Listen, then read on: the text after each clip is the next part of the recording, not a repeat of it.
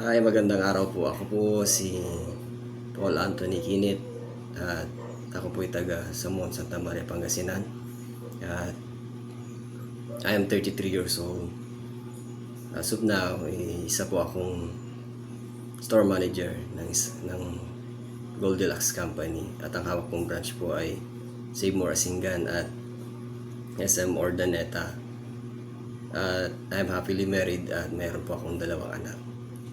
Isa pa, sa experience ko po sa enrollment sa registrar, nung ako po ay nagpasa ng aking requirements, ay nasagot naman po nila yung lahat ng aking pangangailangan at aking mga katanungan nung during ako ay nag-i-enroll at that time or nagpapasa po ng requirements. At ayun lang po, salamat po.